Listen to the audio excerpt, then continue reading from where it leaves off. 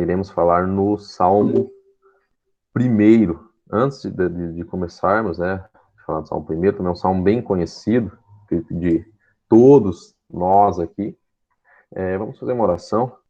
Vou pedir aqui para, deixa eu ver, para o Natan. Você pode orar para nós, Natan, para iniciar nossa aula? Natan Macedo. Você tá me ouvindo? Então, estou ouvindo.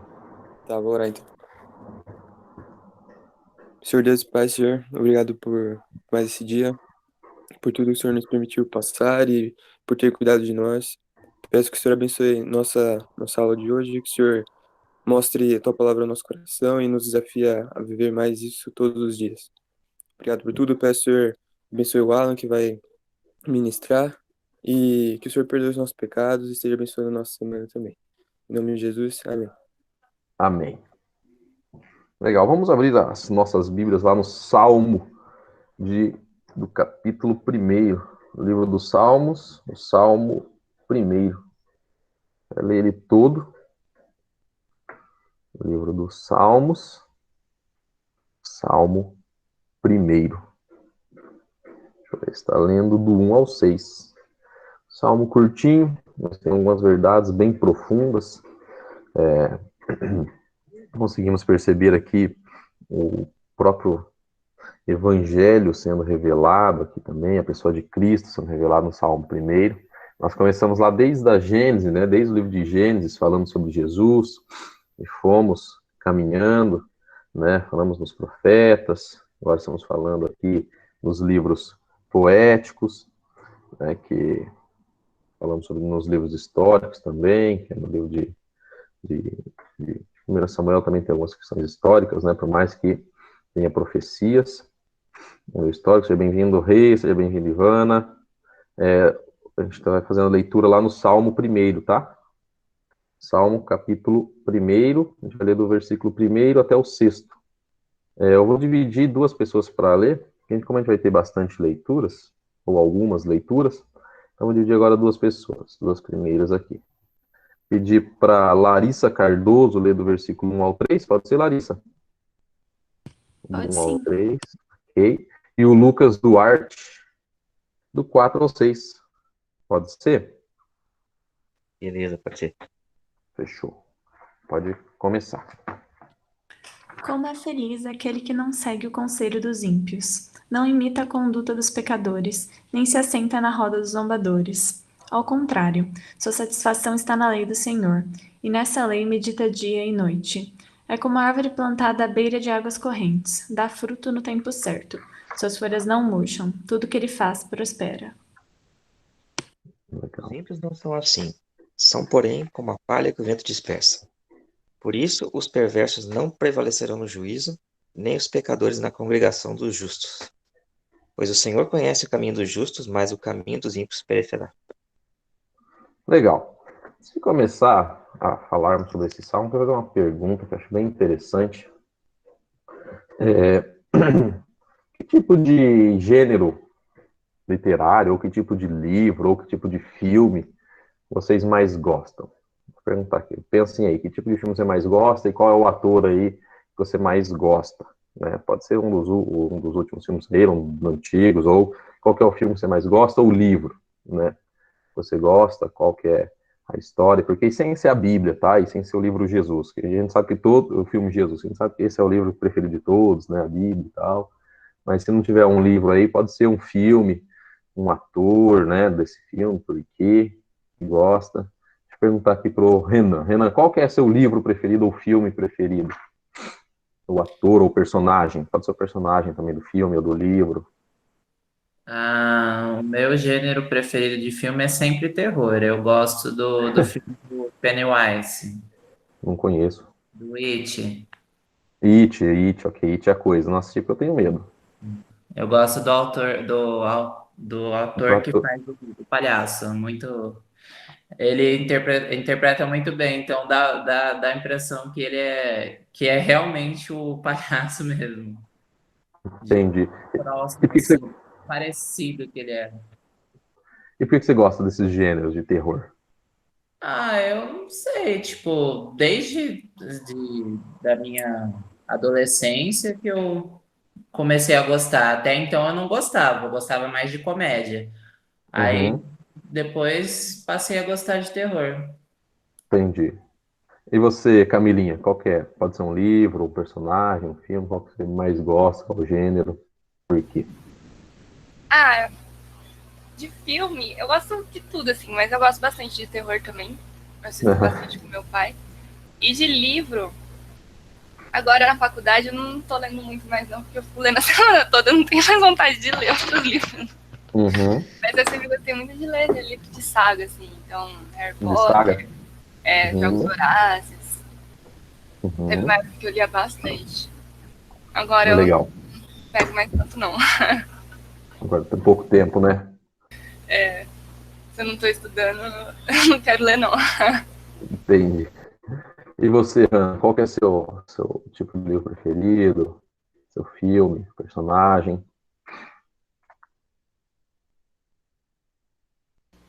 Eu ouvi meu nome ou sou eu mesmo? É você mesmo. Você ouviu o seu nome e é você mesmo. Ah, tá. Meu gênero favorito de filme, livro, é romance. Comédia Romano. romântica, Uhum. comédia. Meu livro favorito é O Pequeno Príncipe. O Príncipe. Eu não sei que categoria ele é. E meu filme favorito é Como se fosse a primeira vez. Quem que é o seu personagem preferido aí desse filme? O Adam Sandler ou a moça? Ou os dois? O Adam Sandler é muito engraçado, né?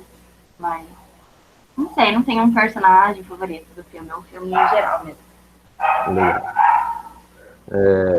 Muito bom. Fiz essa pergunta por quê? Porque normalmente, quando nós assistimos um filme, normalmente, tá? Quando nós fazemos algumas leituras, nós nos identificamos com o gênero ou com o personagem, com a ideia do filme, né? Por exemplo, eu gosto muito dos filmes do Will Smith, né? Por exemplo, sei lá, A Procura da Felicidade, Um Homem entre Gigantes, A Lenda, Eu Sou a Lenda, né? Até os seriados antigos dele, né? Sei lá, não sei se vocês conhecem lá, The Prince of Bel-Air ou Um Maluco no Pedaço, que é o mesmo, né? Qual mais que eu gosto dele? Acho que é esses daí, né? Que são Eu, Robô. Normalmente, quando nós vemos um filme, vemos um personagem, nós nos identificamos com a história ou com a ideia. Por isso que normalmente nós gostamos desse tipo de filme. Por exemplo, por que muitas pessoas gostam dos livros dos Salmos, né, desses livros poéticos, do livro de Eclesiastes? Porque ele retrata personagens que têm que são similares conosco, que parecem conosco. Por exemplo, o salmista ele fala sobre suas dores, sobre seu sofrimento, sobre sua alegria. Nós nos identificamos com isso. Por isso que muitas pessoas gostam dos livros dos Salmos, né? Se identificam mais com esses livros de história, que contam essas histórias, do que com alguns outros livros, né? Por exemplo, proféticos, né? Por exemplo, sei lá, Isaías, Jeremias, né? Normalmente nós nos identificamos e gostamos desses livros onde existe um personagem que retrata e representa muito sobre nós também, né? Por exemplo, o salmista falando sobre seu sofrimento, sobre sua alma abatida, sobre estar cansado, sobre às vezes estar deprimido, ou a alegria que o Senhor traz, né? Ou às vezes onde que ele busca seu socorro. Muitas vezes nós vemos isso e nos identificamos. Por exemplo, quando eu falei que eu gostava do Will Smith, esses filmes, aí com certeza vocês pensaram, nossa, é verdade, ó, parece muito, é muito engraçado, a lenda é muito forte. Quando vocês pensaram nisso, né? Faz sentido. Brincadeira, né? Com certeza brincadeira. Mas, ou às vezes com uma ideia do filme, né? Ou porque nós gostamos disso. O interessante quando nós lemos aqui o Salmo primeiro é que o próprio Jesus, né? Ele conta uma história lá no Novo Testamento sobre as bem-aventuranças. E aqui no Salmo primeiro ele já começa falando sobre ser bem-aventurado, o salmista aqui já começa a falar sobre o homem bem-aventurado. Ele começa a fazer um contraste aqui sobre as bem-aventuranças. Ele faz um contraste entre o justo e o ímpio. Ele faz esse contraste. Por isso que eu fiz essa analogia até pensando na aula passada, né, falando sobre o Salmo 23, que o salmista fala: ainda que eu ande pelo vale da sombra da morte, não temerei mal algum, porque o seu cajado, a sua vara me consolam. Nós nos identificamos com esses salmos.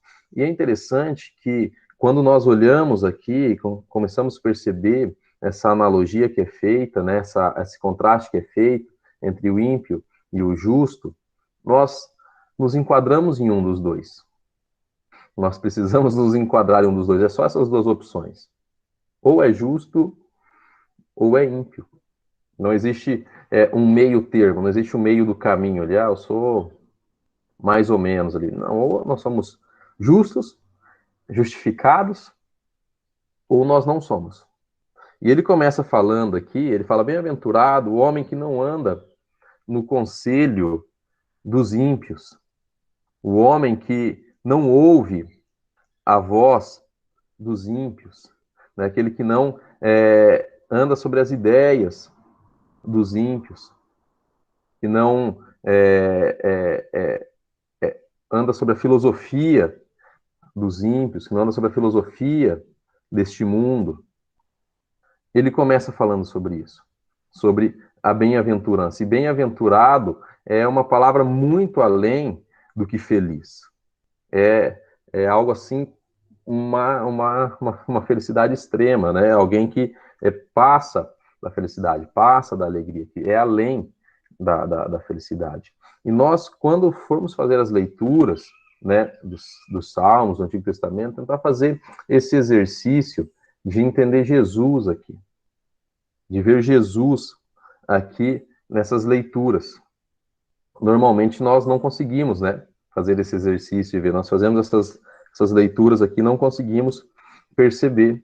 E o interessante, quando nós vemos a questão do próprio Jesus no Antigo Testamento, ou a própria questão de perceber, olhar para o personagem e nos identificarmos com ele, existe uma coisa muito interessante com o nosso Deus, que ele se identifica com o ser humano. Ele é o único Deus, se nós formos ver, dentre outros deuses, né, que existem, é o único Deus que se fez em forma humana, que veio como homem para a Terra. É o único Deus que sofreu, que sentiu dor, que teve fraqueza. Não é verdade? Não é o único Deus que veio para a Terra. Se a gente for ver os outros deuses que existem no panteão dos deuses aí, são deuses que sempre querem ser agradados, né? Que querem sacrifícios, querem presentes, que são deuses distantes. O nosso Deus é um Deus próximo. É um Deus que se fez humano. É um Deus que sentiu dor, da mesma forma que o salmista escreve, né, em vários textos, porque está batida a minha alma, os meus inimigos me perseguem, né, eu estou sofrendo, tenho dores, ele também tem os cânticos de alegria, né, e os salmos de alegria, que nós não passaremos só por tristezas e dores aqui, mas para que a gente possa entender, o próprio Jesus, que é o próprio Deus, se fez presente aqui nessa terra como um ser humano. Então ele conhece todas as nossas dores, as nossas alegrias, o nosso sofrimento, tudo que nós sentimos de forma pessoal. É o único Deus que veio de forma pessoal e caminhou aqui sobre essa terra. Então ele é um Deus próximo, é um Deus que conhece as nossas limitações, por mais que ele seja um Deus ilimitado, por mais que ele seja um Deus infinito. Ele se fez homem aqui nessa terra. Ele sentiu nossa dor, o nosso sofrimento, ele chorou, ele se alegrou. Isso é algo muito bonito de se perceber. E nós, como cristãos, nós vemos o grande amor de Jesus por nós, o grande amor de Deus por nós, se fazer homem e conhecer a nossa natureza. Então, se hoje ou nós sentimos algum tipo de dor, algum tipo de sofrimento, Jesus também sentiu. Se hoje você se sente perseguido, Jesus também foi perseguido. Se hoje você se sente traído, Jesus também foi traído. Ele conhece todas as nossas dores, ele conhece todos os nossos sentimentos. Por isso que nós somos justos, justificados, como ele fala aqui sobre o justo. Nenhum homem ele é justo por suas próprias atitudes ou por suas próprias obras. E muitos ímpios não creem e não acreditam nisso, nessa questão do próprio Jesus ter vindo, ter morrido em nosso lugar e a nossa justiça ter sido imputada a ele, né, ter sido atribuída a ele, a justiça dele ser atribuída a nós. Por isso que nós podemos entrar confiadamente no trono da graça, por isso que nós temos acesso e somos salvos, porque a justiça de Jesus, que não houve pecado, que não houve erro, está sobre nós. E a nossa justiça falha, pecadora, nossa justiça ruim, foi sobre Jesus quando ele estava indo para a cruz ou quando ele estava crucificado. Por isso que quando eu falei tudo isso sobre esse nosso Deus, quando o apóstolo Paulo, lá no Novo Testamento, ele começa a pregar sobre Jesus, sobre ressurreição, sobre um Deus que veio à Terra, as pessoas não acreditavam nesse Deus. Porque como é que eles acreditavam num Deus que sofreu, um Deus que morreu, um Deus que chora, um Deus que veio à Terra? Que Deus é esse?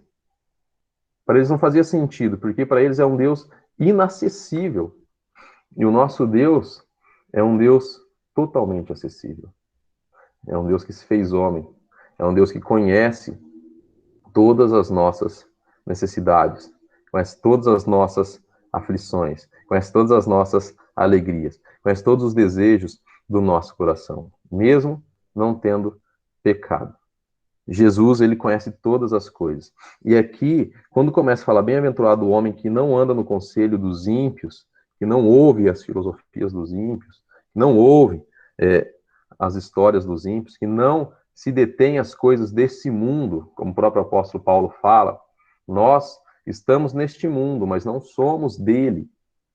Nós somos, como o próprio Jesus fala, nós somos sal da terra, nós somos luz do mundo, nós somos aquele que traz um tempero para essa terra, né? E quando Jesus ele fala isso, que nós somos sal da terra e luz do mundo, é uma crítica que ele faz aos próprios essênios, que era uma seita que existia na época, que eram aqueles que viviam separados, né? Eles não ficavam no meio das outras pessoas, porque eles acreditavam que ali tinha pecado, era corrompido, então eles tinham que ficar separados, então eles ficavam no deserto separados dessas pessoas, né? Como se fosse, sei lá, em mosteiros. Hoje, como aconteceu muito no início do primeiro século, né? Fizeram vários mosteiros, até hoje tem, mas essa questão da separação, a questão da santificação, e Jesus ele faz uma crítica a isso, fala, nós não temos que viver separados do mundo, nós temos que viver no mundo, mas nós não somos do mundo, então nós fazemos a diferença, nós caminhamos junto aos ímpios, mas nós não nos detemos às filosofias dos ímpios, nós não nos detemos às ideias deste mundo. Nós não nos assentamos, nós não concordamos, não vivemos da mesma forma. Ele começa a fazer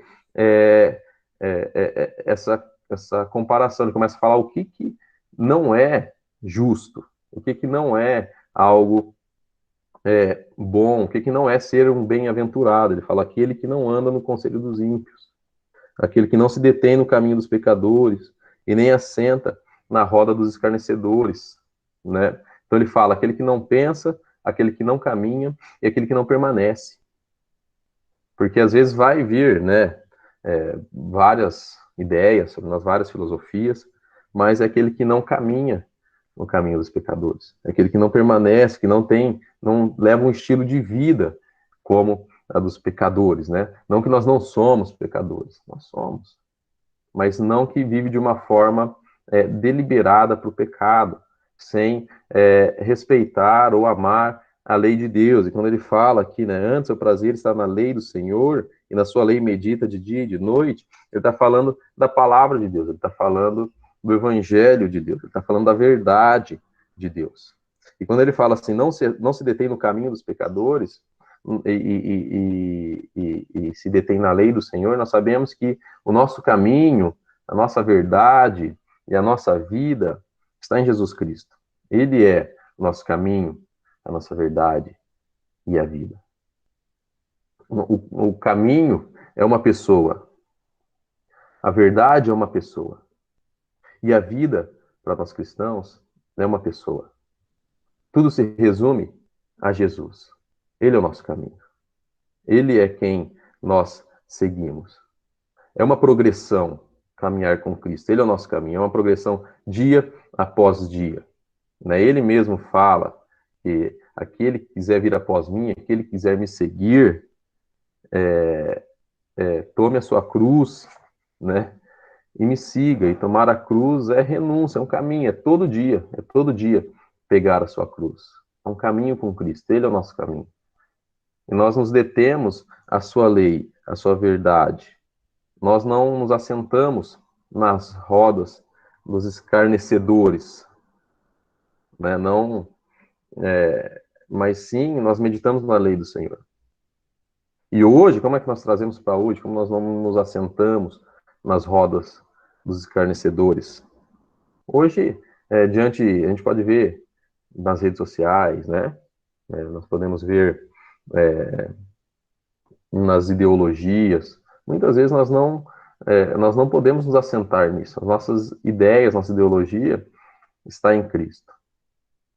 A nossa mensagem é a mensagem do Evangelho.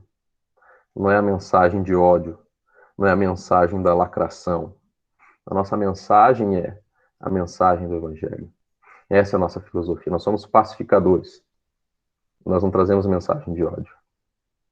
Nós somos aqueles que unificam, não aqueles que dividem. Essa é a mensagem do Evangelho. Quando nós estamos falando de corpo de Cristo. Nós não nos assentamos na roda dos escarnecedores. Nós não caminhamos e não seguimos os conselhos dos ímpios. Os conselhos podem parecer muito bons, mas se não for bíblico, não serve para nós. Por isso que o nosso prazer está meditar na lei do Senhor, meditar na sua palavra. Pode ser maravilhoso a ideologia, pode fazer muito sentido, pode ter muita lógica, mas não ser bíblico. Não sei se eu já contei para vocês uma história, é uma teoria de um filósofo chamado Zenão. Não sei se já ouviram falar de Zenão. É lógico essa teoria, mas não é verdade. Ele fala assim, que de um ponto X ao ponto Y, ele é infinito. Aí a gente sabe que dentro da física, que eu não sou a melhor pessoa para falar sobre física e sobre matemática, mas a gente sabe que de um ponto A ao ponto B ele tem fim. Né? Você vai chegar no ponto B, acabou. Ele fala que do ponto A ao ponto B, ele é infinito, ele não tem fim. Seguindo uma lógica. Por exemplo, se do ponto A ao ponto B tiver 5 metros, você anda metade, você não vai chegar ao fim nunca. Por quê? Porque se é 5 metros, você anda 2,5 metros. Depois você anda 1,3 metro e alguma coisa, ou 250. Depois você anda, sei lá, vou falar números aqui que eu não vai ser 700 e pouco. Depois 300 e pouco. Depois 200 e pouco. Depois 100 e pouco. Depois 50 e pouquinhos. Depois 20 e pouco. Depois 10, 5. E vai andando, metade, metade, metade, metade, metade, metade, metade, metade, metade, metade. Nunca você vai chegar ao fim daquela reta ou daquela linha. Porque você está andando só metade. Só metade. Sempre vai ser uma metadezinha menor, uma metadezinha menor, uma metadezinha menor. Mas nunca chegará ao fim. Isso é lógico. Mas não é verdade. E muitas vezes existem muitas coisas que são lógicas. Que parecem coisas maravilhosas, ideias muito boas. Mas que não são verdades. E acontece isso muito, né, na nossa vida. Muitas coisas que parecem verdades, muitas coisas que parecem lógicas, muitas coisas que parecem serem boas, mas não são bíblicas. Não é onde nós temos que meditar, não é onde está o nosso prazer. O nosso prazer está na palavra de Deus, na lei do Senhor. Por isso que eu falei que o nosso caminho é Jesus, a nossa verdade é Jesus. O nosso deleite está em Jesus. É sempre uma pessoa. A nossa esperança é Jesus. É uma pessoa. É Cristo. Não é uma ideologia. Não é um personagem. Né? Hoje nós precisamos de pessoas para seguir. Né? Precisamos de alguém para seguir. Precisamos de uma ideologia para seguir. Mas será que essa ideologia é a lei do Senhor? Será que nós meditamos na lei do Senhor? Alguém quer falar alguma coisa sobre isso que eu estou dizendo? Comentar algo? Não? Para provar que é tudo sobre Jesus, o próprio Jesus ele fala que os Salmos, os livros do Antigo Testamento, falavam sobre ele. Vou pedir aqui para... Deixa eu ver quem que é o próximo aqui da minha lista. O Silas Ferreira, abrir lá em Lucas 24, 44. Os outros podem permanecer no livro de Salmo mesmo. Ou abrir lá em Lucas e voltar para o Salmo primeiro de novo. Mas Silas, lê lá para nós Lucas 24, 44. Lucas 24, 44, né? Isso, aham. Tá. A seguir, Jesus lhe disse: São essas as palavras que eu vos falei, estando ainda convosco. Importava se cumprisse tudo o que de mim está escrito na lei de Moisés, nos profetas e nos salmos. O próprio Jesus fala que o que estava escrito na lei de Moisés, nos profetas e nos salmos, cumprem-se nele. O fim está em Jesus. Tudo se cumpre em Jesus. Isso é algo muito interessante. Os salmos são chamados também como palavra de Cristo, como está lá em Colossenses 3. Deixa eu ver aqui, eu vou pedir para Camilinha, que é a próxima, abrir lá em Colossenses 3, 15. Estou abrindo aqui. Beleza. Colossenses 3,15? Ele é até o 18, pode ser? Pode. Seja a paz de Cristo o árbitro em vosso coração, a qual também fostes chamados em um só corpo, e sejam agradecidos. Habite ricamente em vós a palavra de Cristo. Instruí-vos e aconselhai-vos mutuamente em toda sabedoria, louvando a Deus com salmos e hinos e cânticos espirituais com gratidão em vosso coração. E tudo que fizerdes, seja em palavra, seja em ação, fazei-o em nome do Senhor Jesus, dando por ele graças a Deus Pai. Até o 18? Até o 18, aham. Legal. Esposas. Pode continuar. Esposas, sede submissas ao próprio marido, como convém no Senhor. Boa. Já até o 17, né? Mas 18 também. Ele fala sobre a lei de Deus aqui. Mas o interessante é quando ele fala sobre seja a paz de Cristo, né? O árbitro em vosso coração, o quais também fossem chamados de um só corpo, sejam agradecidos. Depois ele fala no versículo 16 para nos aconselhar em Cristo, né? Aconselhar mutualmente sabedoria. E ele fala sobre em salmos e hinos, né? Então, tudo é sobre Jesus, né?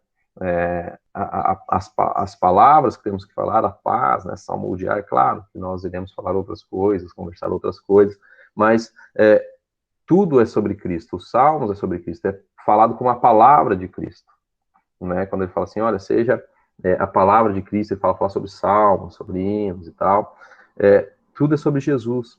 Os próprios salmos aqui é sobre Jesus. E ele continua, né, no Salmo, no capítulo 1, versículo 3, ele continua dizendo, ele é como árvore, né, aquele que se deleita e medita dia e de noite na lei do Senhor, ele é como árvore plantado junto à corrente das águas, que no devido tempo dá o seu fruto e cuja folhagem não murcha, e tudo quanto lhe faz será bem sucedido. É interessante quando ele fala aqui sobre árvore, sobre fruto, porque a gente consegue perceber que fruto sempre é feita uma comparação, uma analogia a boas atitudes, a boas obras, né? É sobre quem nós somos. A gente pode ver lá o fruto do Espírito, né? Que são, fala no singular, mas são vários, né? Então, fala sobre benignidade, alegria, domínio próprio, mansidão, fala sobre vários frutos, né? Que está no singular, fruto do Espírito, né? Que são vários atributos. Ele fala aqui também, o próprio Jesus ele fala sobre a árvore tem que dar frutos, né? Que a árvore é conhecida pelo fruto, né? A gente consegue perceber que Jesus amaldiçoa a figueira, porque ela não dá fruto. Então a gente consegue perceber que a árvore, ela é conhecida pelas suas atitudes, né? Os frutos é conhecido pelas boas obras. As obras que o cristão, ele reproduz, a obra que nós reproduzimos. E existe, né, uma parábola lá em Lucas que fala sobre a videira, que aquele que está ligado, que a videira é Cristo, e aquele que está ligado à videira são dele, né, que somos nós, né, que são aqueles que estão ligados a Cristo. Só que lá em Romanos, Paulo fala que nós éramos galhos secos, que fomos enxertados, inseridos em Jesus. Nós só podemos dar frutos que agradam a Deus quando nós estamos inseridos nos caminhos de Cristo, quando nós somos enxertados em Cristo, porque as nossas obras, as coisas que nós fazemos fora de Cristo, não passa de um galho seco. Nós somos um galho seco. Nós não somos nada se nós não estivermos em Cristo. As ideias podem ser maravilhosas, os caminhos podem parecer lindos, mas se não estiver fundamentado na palavra de Deus, em Cristo, não passa de um galho seco, jogado, largado, que não serve para nada. Mas quando estamos enxertados, inseridos na videira que é Cristo, aí sim nós damos obras que agradam a Deus. Porque as obras vêm de Cristo, né?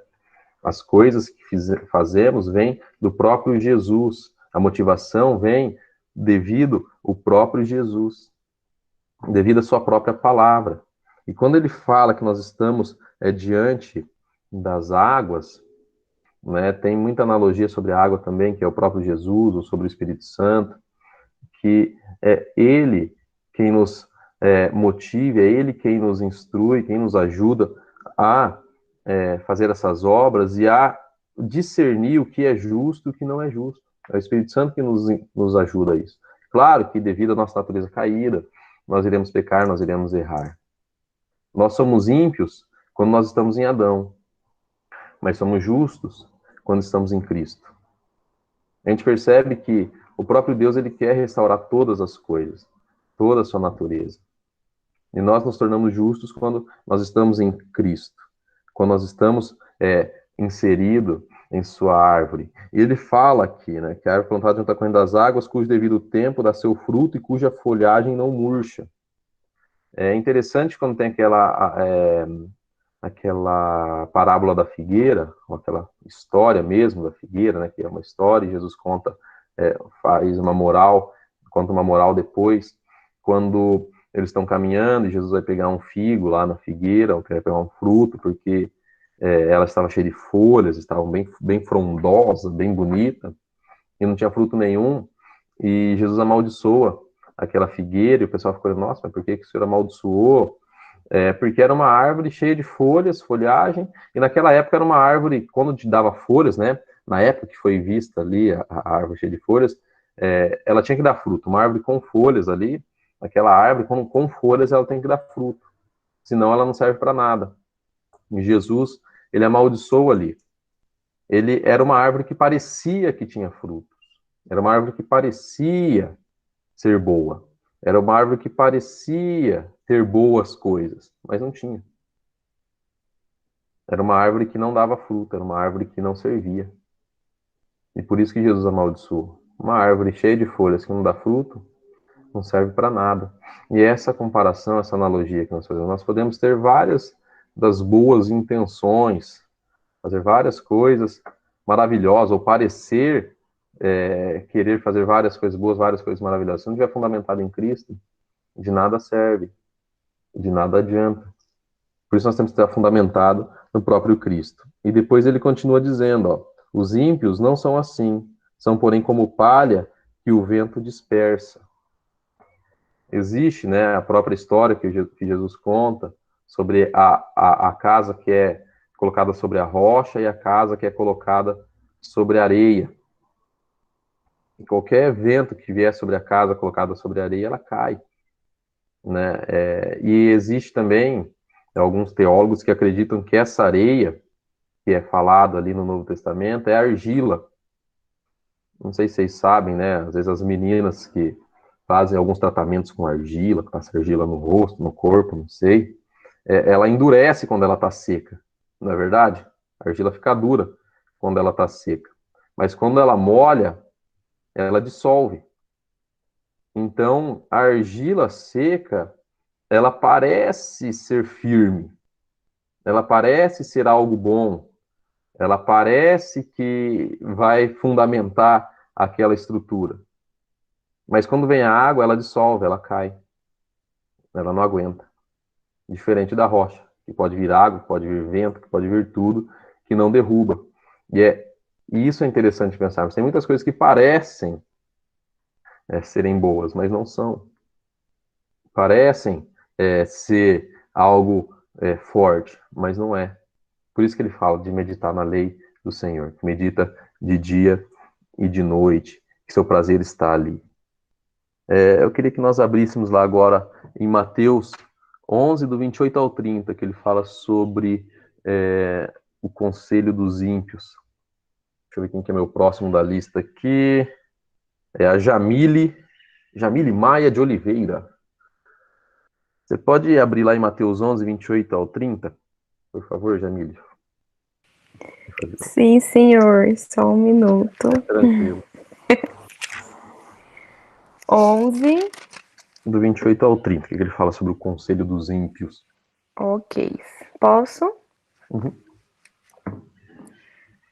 Venham a mim, todos vocês que estão cansados de carregar as suas pesadas cargas, e eu lhes darei descanso.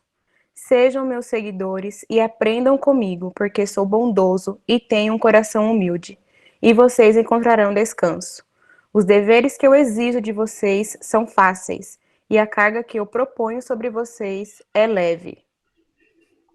Legal. Jesus chama para segui-lo, para seguir o seu conselho, para seguir as suas verdades. Ele fala que seu caminho é mais fácil. Por mais que a gente sabe que quando nós estamos com Cristo, né, não vai ser mamão com açúcar, não vai ser fácil, né, como eu costumo dizer. Caminhar com Cristo, né, o Evangelho, ele é hardcore, não é bossa nova, né, não é um negocinho tranquilo, um negócio pesado. A gente sabe que Jesus está ali para nos ajudar. Ele fala que caminhar com ele, o fardo dele é leve. Ele fala que o conselho dele, as instruções dele é a melhor. Ele está falando isso. A gente consegue perceber, e quando a gente lê o Salmo, fazendo essa analogia e pensando em Jesus, a gente consegue ver que tudo é sobre Jesus mesmo. Que o salmista, ele faz uma tipologia de Jesus. Em todos os livros dos Salmos aqui, por exemplo, você vai falar assim, Alan, mas lá no Salmo 69, o salmista, ele confessa pecado. E Jesus não teve pecado. É verdade. Jesus, ele não teve pecado. Mas ele veio nessa terra e por um momento a culpa desse pecado que o salmista está confessando, está falando, foi sobre Jesus. Ele caminhou aqui em retidão, ele caminhou aqui em perfeição, mas quando ele foi para a cruz, o peso do pecado que o salmista está confessando, está falando ali no Salmo 69, foi sobre Jesus. Foi sobre ele. Foi sobre a sua pessoa. Ele sentiu a dor, ele sentiu o sofrimento. Quando o próprio salmista fala assim, Senhor, por que me abandonaste? O próprio Jesus fala isso na cruz. Eu acho que a maior dor, o maior sofrimento que Jesus teve não foi ser crucificado, não foi ser humilhado, não foi ser traído, não foi ser massacrado, ser chicoteado. A maior dor que Jesus sentiu ali naquele momento foi por um segundo ou por uns instantes ele se sentir distante de Deus. Quando ele fala, Deus meu, por que me desamparaste, por que me abandonaste? Acho que essa é a pior dor que Jesus sentiu. E acho que esse é o pior sofrimento que o cristão pode ter. Pensar que estará distante de Deus. Pensar que não está com Deus. Pensar que foi abandonado por Deus. Esse é o pior sentimento. E Jesus também sentiu isso. E ele sentiu na pele. Isso, porque os pecados da humanidade, ou a culpa do pecado, estava sobre ele. E ele fala como o próprio salmista, só que ele fala com propriedade. E naquele momento, Deus ele virou o rosto para Jesus devido aos pecados que estava sobre ele, a culpa que estava sobre ele. Conseguem perceber que tudo isso é sobre Jesus? Conseguem perceber que nada que nós passamos, Jesus também não passou? Ele conhece toda a nossa dor, e como isso é maravilhoso nós percebermos que nós temos um Deus tão próximo e tão presente, um Deus que, o mesmo Deus que deu o Espírito para Davi, que era também, como que são salmos messiânicos, né? Alguns salmos messiânicos aqui que fazem profecia, é o mesmo Espírito que está sobre nós. Consegue perceber que Deus ele é tão bom, tão misericordioso, que ele coloca o seu Espírito para que um homem ele fale sobre seus sentimentos na Bíblia Sagrada, para que a gente se sinta parte das Escrituras, porque isso fala muito sobre nós também. Você consegue perceber um Deus que nos aproxima da sua palavra, um Deus que nos aproxima daquilo que a sua Escritura diz, mesmo sendo fraquezas. Ele permitiu que fosse escrita essas coisas, né, na sua palavra, para que a gente fizesse parte dela, se sentisse parte integrante dela. Muitas coisas que o Salmo aqui fala sobre a nossa vida também, sobre os nossos sentimentos, sobre os nossos desejos, né? No próprio livro de Eclesiastes também fala sobre frustrações. Deus ele permite que homens falhos, pecadores, que têm sentimentos dúbios, né? Doble, que fica um momento feliz, um momento triste, um momento alegre, que esteja aqui na palavra de Deus, para que a gente sinta parte integrante. Nós nos sentimos parte integrante da sua palavra. E o próprio Jesus vem para a Terra e se faz integrante no nosso mundo. Um Deus que vem ao nosso mundo. Isso é maravilhoso de se pensar. Você está vendo essa grande prova de amor de Jesus e do próprio Deus para conosco? A gente consegue ver isso nos livros de Salmos, essa própria escritura que é feita pelo rei Davi, ou por Davi. Ele continua aqui dizendo: por isso os perversos não prevalecerão no juízo, nem os pecadores na congregação dos justos. Ele faz essa diferenciação sobre os perversos e sobre os pecadores na congregação dos justos, no ajuntamento dos justos. Ele já está fazendo uma analogia ao juízo final, já está falando sobre o julgamento que será feito pelo próprio Jesus Cristo. O próprio Jesus é quem irá julgar os ímpios, os justos, né? Mas aqueles que estão justificados em Cristo já passarão, né, para o céu, estarão com Ele, e não passarão por esse julgamento terrível que acontecerá. O mesmo Deus, e por isso que nós temos que ver todos os atributos do nosso Senhor, é o mesmo Deus que fez o céu, que nos salva, que nos ama, é o mesmo Deus que fez o inferno. E muitas vezes nós não pensamos nisso, por isso que o próprio Jesus falou: olha, nós temos que temer a homens, a filosofias de homens, ideias de homens, a discursos de homens, mas nós temos que temer a Deus, porque Ele tem poder de levar ao céu ou ao inferno. Ele quem nós temos que temer, porque nós temos que meditar na sua lei. Entende quão profundo é isso e quanto nós temos que pensar nisso? Às vezes nós não falamos sobre isso, mas o mesmo Deus que fez o céu não é o Deus que fez o inferno. O mesmo Deus que nos retirou, né, do inferno, nos tirou da condenação eterna, é o que envia também. Nós temos que ver todos os atributos. O mesmo Deus gracioso é o mesmo Deus que tem a sua ira santa, mas eterna. Por isso que nós temos que caminhar sobre as suas verdades, sobre o seu caminho. Por isso que o Espírito Santo é quem nos constrange e nos mostra que hoje nós somos justos, mas não por causa de nós, mas por causa de Cristo e por causa das suas obras. Que hoje nós somos salvos devido às obras, mas as obras de Cristo na cruz, aqui na terra. Por isso nós temos que perceber e ver isso em Jesus. Tudo é Jesus. Tudo é por Jesus. Aqui esse julgamento ele está falando de Jesus. É uma pessoa, e nós somos pessoas que temos que estar dentro da palavra, embebida na palavra, né? Porque nós estamos vivendo num mundo caído, num mundo hoje com muitas coisas ruins, com muitos conselhos ruins. Por isso nós temos que estar mergulhados e nos deleitarmos na palavra do Senhor.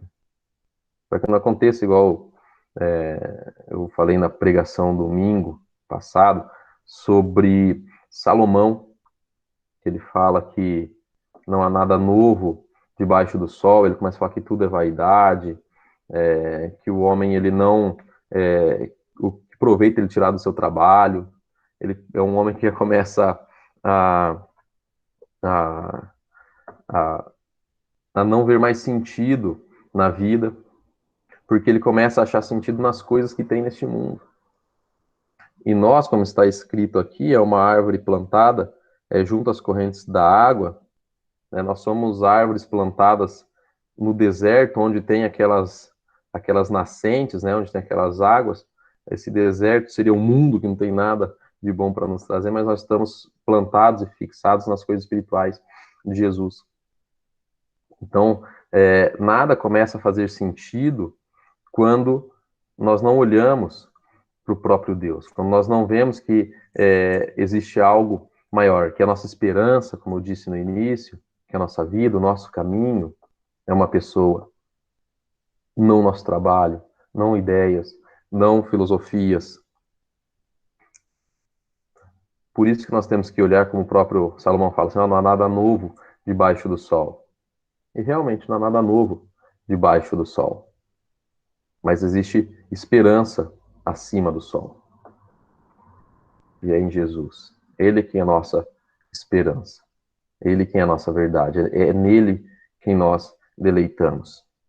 A gente consegue perceber isso na própria vida mesmo. É cíclico, né? E quando a gente fala assim, mas isso daí é teorias humanas, né? Que a história é cíclica. O Salomão fala que não existe nada novo debaixo do sol. Né? Então tudo se repete. Vai vir líderes e salvadores aí que não vão salvar nada. Né, vão vir pessoas ideias que parecem novas, que não são novas e não irão mudar muita coisa. Se nós estivermos fundamentados nessas verdades, nessas ideias. Que a nossa verdade é uma pessoa, é Jesus. A nossa esperança é uma pessoa, é Jesus. É Ele quem nos justifica. É através dele que nós fazemos boas obras. É através dele que nós frutificamos em todas as esferas da vida. Daí o trabalho vai fazer sentido. Quando nós estamos fundamentados em Cristo. Aí a nossa vida vai fazer sentido, quando estamos fundamentados em Cristo. Aí algumas ideologias irão fazer sentido se estamos fundamentados em Cristo. Porque Ele é a nossa verdade. É nele que nós temos que deleitar, é na sua lei, é nele que nós temos que ter prazer. E ele finaliza aqui no versículo 6, pois o Senhor conhece o caminho dos justos, mas o caminho dos ímpios perecerá. Ele continua falando sobre julgamento. Ele continua falando sobre julgamento. Ele fala que ele conhece o caminho dos justos, porque é através dele que nós somos justificados, através do Espírito dele que nós somos vivificados. Ele conhece aqueles que lhe pertencem. O próprio Jesus fala que as suas ovelhas ouvem a voz do seu pastor, e o pastor conhece as suas ovelhas.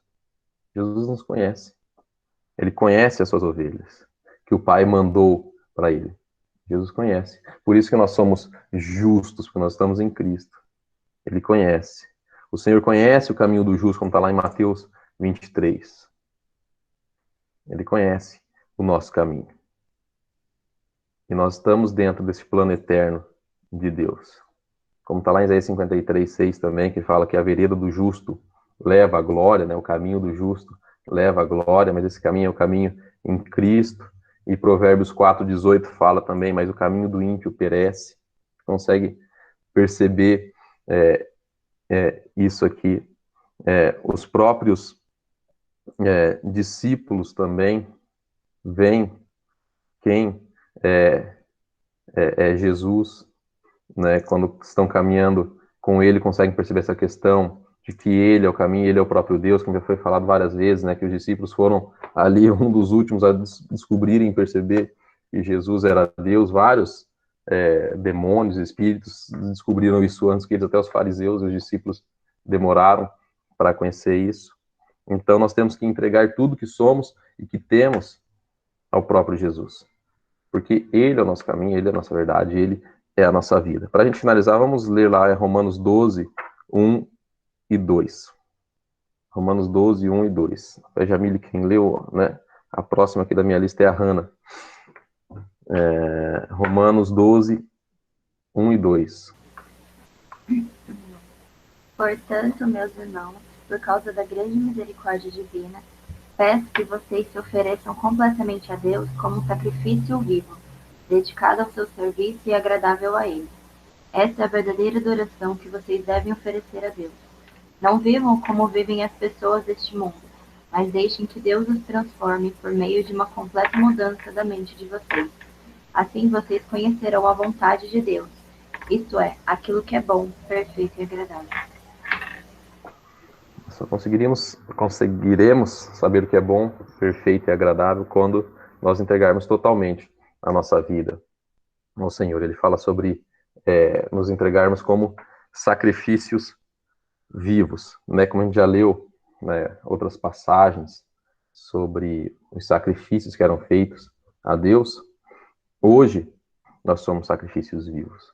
O próprio Jesus se sacrificou, né, para que nós possamos ter essa salvação, para que não precisasse mais ter sacrifício. E hoje o apóstolo Paulo fala que nós precisamos viver integralmente ao Senhor, todas as nossas faculdades, todas as nossas coisas. E às vezes isso falta para nós. Entregar todas as coisas ao nosso Senhor, nos deleitar em todas as coisas. Por isso que eu falo, por isso que eu estou martelando sobre isso. Tudo que for nosso, todas as coisas que nós formos fazer, nós temos que entregar ao Senhor e viver para Ele. Todas as nossas ideologias, filosofias, tudo nós temos que pensar e perseverar e entregar a Deus. Seja nosso trabalho, nossa faculdade, todas as coisas. Todas as coisas. E ele fala que não é algo fácil. E ele faz essa diferenciação também, o apóstolo Paulo, né, sobre os ímpios e os justos. Mas só assim a gente vai adorar o Senhor verdadeiramente, quando nós entregarmos toda a nossa vida. A nossa vida é uma constante adoração. Basta a gente saber quem nós estamos adorando, a quem nós estamos sacrificando, a quem nós estamos entregando todas as nossas forças. É o nosso Deus ou todas as outras coisas? Estamos nos deleitando na sua palavra ou nos conselhos do mundo? Ou se estamos nos deleitando, nos estamos assentando nas rodas dos escarnecedores, já falando como os escarnecedores, ou se estamos no caminho dos ímpios? Para finalizar, o próprio Jesus, né, ele fala com Pedro quando ele está indo para a cruz, quando o pessoal vai buscar lá ele no Getsemane, ele fala assim, pergunta quem é Jesus, né, quem que é o Messias, quem que é Jesus Nazareno, ele fala, sou eu, e lá em João, e Jesus fala para os discípulos dele, então eu sou quem vocês querem, então deixa esses daqui irem, né, e me levem. Mas Pedro, ele continua caminhando atrás de Jesus. Jesus manda antes, né, eles irem. E Pedro continua caminhando atrás, mesmo Jesus não falando para ele não ir, né? Mandou se despedir o povo e ele ia ser julgado. Ele começa a caminhar, Pedro começa a caminhar atrás de Jesus, né? Começa a caminhar a tentação do pecado. Ele se assenta lá no fogo, lá com a galera, quando Jesus estava sendo julgado lá, quando estava sendo encaminhado já para a cruz, lá por Anás e Caifás, e perguntam para ele se ele é discípulo de Jesus, e Pedro nega a Cristo ali. Mas ele desobedeceu o que Cristo tinha falado lá atrás. Fala, vai, né, se despeça, né, deixa eles irem. Pedro começa a perseguir, começa nos caminhos, se assenta ali na roda daquela galera. E quando é perguntado, ele peca, ele erra contra Cristo. Mas ele foi instruído antes do que ele devia fazer. E que nós sigamos as palavras de Deus, que nós possamos nos deleitar, possamos ler essa palavra, que a gente não brinque com as tentações, que a gente não caminhe onde Jesus pediu para nós não caminharmos, porque é certo, como Pedro, que nós erraremos. se nós nos assentarmos ali. Nós vamos ter o mesmo tipo de visão, o mesmo tipo de pensamento, o mesmo tipo de vida que aquelas pessoas ali. Mas, com certeza, como a grande misericórdia de Cristo, como foi lido, né, em Romanos 12, ele nos perdoa se nós nos arrependermos e buscá-lo verdadeiramente como sacrifícios vivos. Alguém tem alguma coisa para falar? Passou um minuto aqui. Alguém quer dizer alguma coisa, comentar algo? Hoje eu monopolizei, falei praticamente sozinho, né? Fiz só umas perguntas no início ali. Alguém quer falar alguma coisa? Perguntar algo? Fazer um acréscimo? Discordar? Se quiser discordar até que eu falei no início lá, que eu gosto do Will Smith, porque nós somos parecidos nos personagens. Então, já que ninguém tem nada para falar, vou pedir aqui, na minha sequência, que a Ivana ore para encerrar. Pode ser, Ivana? Pode sim. Legal. Pai, muito obrigada por mais um dia, Senhor. Esse dia maravilhoso que o Senhor nos deu hoje. Muito obrigada pela palavra trazida pelo Alan, Pai. Que seja real em nossas vidas, Pai. Abençoe essa semana de cada um, abençoe nos trabalhos e tudo mais. Em nome de Jesus, amém. Amém. Um recado, Rê, Camilinha, queiram dar. Oi, Oi. me ouvindo? Sim, estamos ouvindo. Não, só sábado que vem a gente tem reflexo presencial. Vai ser bem especial, mas a gente manda detalhes lá no grupo. Legal. Então, acho que é isso. Deus abençoe a todos. Um ótimo domingo. Temos culto à noite. Quem conseguir ir será uma bênção. Quem conseguir assistir em casa também será uma bênção. E um forte abraço. Deus abençoe a todos. Um ótimo domingo. Estamos juntos. Bom dia. Que Deus abençoe. Valeu. Forte abraço.